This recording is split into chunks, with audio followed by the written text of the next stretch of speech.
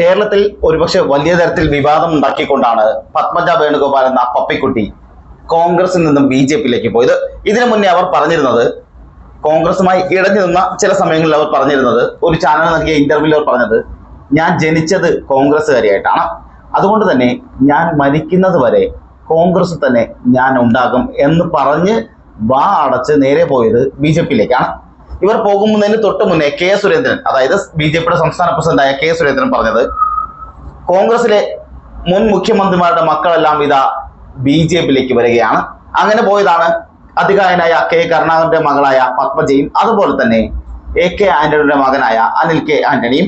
ഇവർ രണ്ടുപേരും BJP-യിലേക്ക് ചേക്കേറിയപ്പോൾ അത് വലിയ ആഘോഷമായിരുന്നു മാധ്യമങ്ങൾക്കെല്ലാം.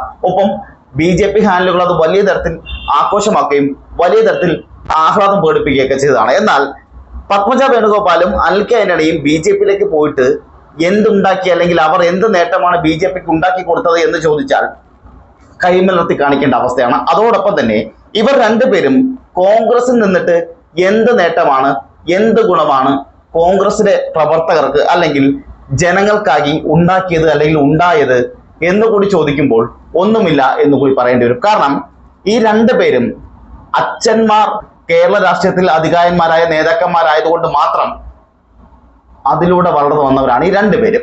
ഇവർ രണ്ടുപേരും പാർട്ടിക്ക് വേണ്ടിയിട്ടോ ജനങ്ങൾക്ക് വേണ്ടിയിട്ടോ നാളിതുവരെ യാതൊന്നും ചെയ്തിട്ടില്ല എന്ന് മാത്രമല്ല, അവർ പാർട്ടി നൽകിയ എല്ലാ സുഖലോലുപതയും വെച്ച് ആഹ്ലാദിച്ച് ആഘോഷത്തോടെ ഇവർ നിൽക്കുന്നതാണ് കണ്ടത്. അതായത് സുഖലോലുപത ജീവിക്കുക മാത്രമാണ് ഇവർ ചെയ്തത്. പിന്നീട് ഇവർക്ക് ആ സുഖം പോരാ എന്ന് തോന്നിയപ്പോൾ രണ്ടുപേരും പാർട്ടി വിട്ട് BJP-യിലേക്ക് പോവുകയും ചെയ്തു. ഇപ്പോഴത്തെ അതിനുശേഷം BJP-യിൽ ഇവർ പ്രതീക്ഷത്ര പിന്തുണ ലഭിച്ചില്ല എന്ന് മാത്രമല്ല, അല്ലെങ്കിൽ സ്വീകാര്യത ലഭിച്ചില്ല എന്ന് മാത്രമല്ല, പലയിടത്തുനിന്നും അവഗണനകൾ മാത്രമാണ് ഉണ്ടായിട്ടുള്ളത്. പ്രത്യേകിച്ച് പത്മജ വേണുഗോപാലിന് അവർ ആഗ്രഹിച്ച യാതൊരു ഫലവും അവർക്ക് BJP-യിൽ നിന്ന് ലഭിച്ചില്ല എന്ന് മാത്രമല്ല, പല വേദികളിലും പരസ്യമായി തന്നെ BJP-യുടെ മുതിർന്ന നേതാക്കന്മാർ വിമർശിക്കുന്ന സാഹചര്യം വരെ ഉണ്ടാവുകയും ചെയ്തു. ഇവർ അവിടെ പറഞ്ഞത്, വരുന്നവരെ പോകുന്നതെല്ലാം പിടിച്ച് നേതാക്കന്മാരെ സ്ഥാനത്ത് ഇരുത്തി കഴിഞ്ഞാൽ പിന്നെ പാർട്ടിയിൽ നിന്നും കഷ്ടപ്പെട്ട് വന്നവർക്ക് എന്ത് സ്ഥാനമാണുള്ളത്, എന്ത് നേട്ടമാണ് അവർക്ക് ഉണ്ടാവുക എന്ന് ഉള്ള ചോദ്യം വരെ ഉണ്ടാവുകയും ചെയ്തു. പക്ഷേ ഇപ്പോൾ ഇതാ പുറത്തു വരുന്ന വിവരങ്ങളെല്ലാം അനുസരിച്ച് 2026-ൽ നടക്കുന്ന തെരഞ്ഞെടുപ്പിൽ, നിയമസഭാ തെരഞ്ഞെടുപ്പിൽ അവിടെ തൃശ്ശൂരിൽ മത്സരിക്കാൻ പോകുന്നത് പത്മജ വേണുഗോപാലാണെന്നുള്ള വിവരങ്ങൾ പുറത്തു വരികയാണ്. ഇവിടെ എടുത്തു പറയേണ്ട മറ്റു ചില കാര്യങ്ങൾ കൂടിയുണ്ട്. 91 മുതൽ 2016 വരെയുള്ള കാലത്ത് കോൺഗ്രസിന്റെ കോട്ടയായിരുന്ന തൃശ്ശൂർ മണ്ഡലം അത് വലിയ തരത്തിൽ കോൺഗ്രസിന് പുതുജീവൻ നൽകിയെന്ന് മാത്രമല്ല, ഓരോ പ്രവർത്തകരും കോൺഗ്രസിലേക്ക് വരുന്ന സാഹചര്യം ഉണ്ടായി. കോൺഗ്രസിന് വൻ ഭൂരിപക്ഷം നൽകിയ ഒരു മണ്ഡലം കൂടിയാണ് തൃശ്ശൂർ മണ്ഡലം. 2016 അവിടെ സംഭവിച്ചത്, തങ്ങളുടെ സിറ്റിംഗ് സീറ്റ് പത്മജ വേണുഗോപാലിന് കോൺഗ്രസ് നൽകുകയാണ് ചെയ്തത്.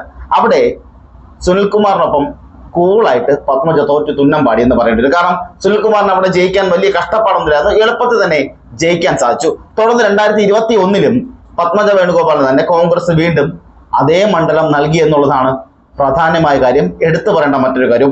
ആ 2021-ലും സുനിൽകുമാറിന് പുഷ്പം പോലെ ജയിക്കാൻ സാധിച്ചു എന്ന് മാത്രമല്ല, അവിടെ അവരുടെ സ്ഥാനാർത്ഥിത്വം കൊണ്ട്, അതായത് പത്മജ വേണുഗോപാലിന്റെ സ്ഥാനാർത്ഥിത്വം കൊണ്ട് മാത്രം BJP വലിയ തരത്തിൽ വളരുകയും ചെയ്തു. ഇതാണ് കോൺഗ്രസിൽ നിന്നുകൊണ്ട് പത്മജ വേണുഗോപാലിന് കോൺഗ്രസിന് ഉണ്ടാക്കി കൊടുക്കാൻ പറ്റിയ ഏക നേട്ടം എന്നത്. അവർ അവിടെ നിന്നുകൊണ്ട് BJP-യെ വളർത്തുകയാണ് ചെയ്തതും അത് തന്നെയാണ്. പിന്നീട് അവർ BJP-യിലേക്ക് പോയി. BJP-യിലേക്ക് പോയിട്ട് യാതൊരു നേട്ടവും അവർക്കില്ല എന്നുള്ളതാണ് എടുത്തു പറയേണ്ട പ്രധാനപ്പെട്ട കാര്യം. പക്ഷേ ഇപ്പോൾ അവിടെ സംഭവിക്കുന്നത്, 2026-ലെ നിയമസഭാ തെരഞ്ഞെടുപ്പിൽ മത്സരിക്കാൻ പോകുന്നത് BJP സ്ഥാനാർത്ഥിയായി പത്മജ വേണുഗോപാലും ഒപ്പം തന്നെ കോൺഗ്രസ് സ്ഥാനാർത്ഥിയായി വരാൻ പോകുന്നത് സന്ദീപ് വാര്യറുമാണ്. നമുക്കറിയാം, സന്ദീപ് വാര്യർ BJP-യിൽ നിന്നും കോൺഗ്രസിലേക്ക് വന്ന ആളാണ്. ഇപ്പോൾ കോൺഗ്രസിനെ വക്താവായി കൂടി നിൽക്കുകയാണ്. BJP-യുടെ വക്താവായിരുന്ന സന്ദീപ് വാര്യർ BJP രാഷ്ട്രീയം മടുത്തുകൊണ്ട് ഈ വർഗീയ രാഷ്ട്രീയത്തിൽ എനിക്ക് നിൽക്കാൻ ഇനി താല്പര്യമില്ല എന്ന് ഉച്ചത്തിൽ പ്രഖ്യാപിച്ചുകൊണ്ട് ഇറങ്ങിപ്പോകുന്ന നേതാവാണ് സന്ദീപ് വാര്യർ. ഈ സന്ദീപ് വാര്യർ ഇപ്പോൾ കോൺഗ്രസിന്റെ ഭാഗമായി നിൽക്കുന്നത്, കോൺഗ്രസിന്റെ വക്താവായാണ് ഇപ്പോൾ വരുന്നത്. കോൺഗ്രസിന്റെ വക്താവായി ചാനൽ ചർച്ചകളിൽ പോലും ഇപ്പോൾ സജീവമാവുകയാണ്. അതായത് BJP വിട്ട് കോൺഗ്രസിലേക്ക് വന്ന സന്ദീപ് വാര്യർക്ക് കോൺഗ്രസുകാർ ഒന്നടങ്കം ഇരുകൈ നീട്ടി സ്വീകരിക്കുക മാത്രമല്ല, അദ്ദേഹത്തിന് വേണ്ട സ്ഥാനം നൽകുകയും ഒപ്പം തന്നെ അദ്ദേഹത്തെ തോളോട് തോൾ ചേർത്ത് നിർത്തുകയാണ് ചെയ്തത്. അതിന് പറഞ്ഞൊരു പ്രധാനപ്പെട്ട കാര്യം, വെറുപ്പിന്റെ കടയിൽ നിന്നും സ്നേഹത്തിന്റെ കടയിലേക്ക് എത്തിയ സന്ദീപ് വാര്യരെ ഞങ്ങൾ സ്വാഗതം ചെയ്യുന്നു എന്നാണ് കോൺഗ്രസിന്റെ ഓരോ പ്രവർത്തകരും പറഞ്ഞത്. അങ്ങനെ സന്ദീപ് വാര്യരെ നെഞ്ചോട് ചേർത്ത് തോളോട് ചേർത്ത് നിർത്തിക്കൊണ്ടാണ് കോൺഗ്രസ് പ്രവർത്തകർ ഇപ്പോൾ നിൽക്കുന്നത്. ആ സന്ദീപ് വാര്യർ ഇപ്പോൾ ചാനൽ ചർച്ചകളിൽ പോലും കോൺഗ്രസിന്റെ വക്താവായി വരികയും ചെയ്യുന്നുണ്ട്. പക്ഷേ കോൺഗ്രസ് വിട്ട് BJP-യിലേക്ക് പോയ ഏതെങ്കിലും ഒരു നേതാവിന് അർഹിച്ച സ്ഥാനം കിട്ടിയ എന്നും കൂടി നോക്കേണ്ടതുണ്ട്. മാത്രമല്ല ഇവരാർക്കും തന്നെ പിന്നീട് ഒന്നും അല്ലാതായി പോകുന്ന സാഹചര്യമുണ്ട്. നമുക്ക് ആരെ വേണം എടുക്കാം, അബ്ദുള്ള കുട്ടി എടുത്തോളൂ, അതല്ലെങ്കിൽ തന്നെ ഈ രാമസേനൻ, അതായത് അലി അക്ബർ, രാജസേനൻ, ഭീമൻ രഘു, ഇപ്പോഴിതാ വന്നിട്ടുള്ള അനിൽ കെ ആന്റണി, അതുപോലെ തന്നെ പത്മജ വേണുഗോപാൽ. ഇങ്ങനെ ആരെ എടുത്താലും ഇവരിൽ പലർക്കും അവഹേളനവും മാത്രമാണ് BJP-യിൽ നിന്ന് ലഭിച്ചിട്ടുള്ളത്. ഇവരെല്ലാം വിചാരിച്ചത് നോർത്ത് ഇന്ത്യയിലൊക്കെ ലഭിക്കുന്ന പോലെ പാർട്ടി വിട്ട് BJP-യിലേക്ക് പോക്കഴിഞ്ഞാൽ വലിയ സ്ഥാനവും സുഖലോലുപതയും ഒപ്പം പണവും ഒക്കെ ഉണ്ടാകുമെന്നാണ് ഇവർ കരുതിയതെങ്കിൽ അതൊന്നും കിട്ടിയില്ല എന്ന് മാത്രമല്ല, കറിവേപ്പിലേക്കാൾ ഗതികെട്ട അവസ്ഥയിലേക്ക് BJP-യിലേക്ക് പോയ കോൺഗ്രസ് നേതാക്കളെല്ലാം മാറിയിരിക്കുന്നു എന്നുള്ളതാണ് പ്രധാനമായ കാര്യം. ഈ കോൺഗ്രസ് നേതാക്കൾ എന്ന് എടുത്ത് പറയുമ്പോൾ ഇവിടെ സംഭവിക്കുന്ന ഇവരെല്ലാം കോൺഗ്രസ് നേതാക്കളെന്ന് പറയാൻ പോലും സാധിക്കില്ല എന്നുള്ളതാണ് യാഥാർത്ഥ്യമായ കാര്യം. കാരണം ഇവരൊന്നും കോൺഗ്രസിന് വേണ്ടി ഒരു ചെറിയ സമരത്തിൽ പോലും പങ്കെടുത്തിട്ടില്ലാത്ത ആൾക്കാരാണ്. ഇവരിൽ ഒരാൾ പോലും, അതായത് പത്മജ വേണുഗോപാലോ അനിൽ ആന്റണിയോ പോലും, ഈ രണ്ടുപേരിൽ ആരെ എടുത്താലും ഇവരെല്ലാം അച്ഛൻ നേതാവായതുകൊണ്ട് മാത്രം മക്കൾ അധികാരത്തിലെത്തിയവരാണ്. അച്ഛൻ നേതാവായിരുന്നതുകൊണ്ട് മാത്രം ഇവർക്ക് പാർട്ടിയിൽ വലിയ സ്വാധീനവും വലിയ അധികാരവും ഒക്കെ ലഭിച്ചത് മാത്രമേ ഉള്ളൂ എന്ന് പറയുന്നത്. അച്ഛൻ നേതാവായതുകൊണ്ട് മാത്രമാണ് പത്മജ വേണുഗോപാൽ 2016-ലും 2021-ലും നിയമസഭാ മത്സരത്തിൽ അല്ലെങ്കിൽ നിയമസഭാ തെരഞ്ഞെടുപ്പിൽ മത്സരിക്കാനായി തൃശ്ശൂർ പോലൊരു സിറ്റിംഗ് സീറ്റ് വെച്ച് ആ സിറ്റിംഗ് സീറ്റ് പോലും നിലനിർത്താൻ കഴിവില്ലാത്ത ഒരാളായി പത്മജ വേണുഗോപാൽ മാറി എന്നുള്ളതാണ് യാഥാർത്ഥ്യമായ കാര്യം. അവരിതാ വീണ്ടും 2026-ൽ BJP-യുടെ സ്ഥാനാർത്ഥിയായി തൃശ്ശൂർ മണ്ഡലത്തിൽ മത്സരിക്കാൻ വരുമ്പോൾ എതിർ സ്ഥാനാർത്ഥിയായി എത്തുന്നത് സന്ദീപ് വാര്യറും സുനിൽകുമാറും തന്നെയായിരിക്കും. അവിടെ സന്ദീപ് വാര്യർക്ക് ജയിക്കാൻ യാതൊരു ബുദ്ധിമുട്ടും ഉണ്ടാകില്ല എന്നുള്ളതാണ് നമുക്ക് ഇപ്പോൾ തന്നെ മനസ്സിലാക്കാൻ കഴിയുന്നത്. കാരണം സന്ദീപ് വാര്യർ മികച്ചൊരു രാഷ്ട്രീയ പ്രവർത്തകനാണ്. അദ്ദേഹത്തിന്റെ രാഷ്ട്രീയം വ്യക്തമായി പറയുന്നുണ്ടായിരുന്നു. BJP-യിൽ നിന്നുകൊണ്ട് വർഗീയതക്കെതിരെ സംസാരിച്ചുകൊണ്ട് മാത്രം അയാൾക്ക് ഉണ്ടായിരുന്ന അവഗണനകളെല്ലാം വളരെ വലുതാണ്. അങ്ങനെ അവഗണനെല്ലാം സഹിച്ചിനി നിൽക്കാൻ ഞാനില്ല എന്ന് പറഞ്ഞുകൊണ്ട് ഉറക്കെ പ്രഖ്യാപിച്ചുകൊണ്ടാണ് അദ്ദേഹം കോൺഗ്രസിലേക്ക് വരുന്നത്. ആ സമയത്ത് CPM-കാർ വലിയ തരത്തിൽ വലവീശി പിടിക്കാനൊക്കെ ശ്രമിച്ചെങ്കിലും എനിക്ക് അധികാരമോഹമില്ല എന്ന് പറഞ്ഞുകൊണ്ടാണ് സന്ദീപ് വാര്യർ കോൺഗ്രസിലേക്ക് വന്നത്.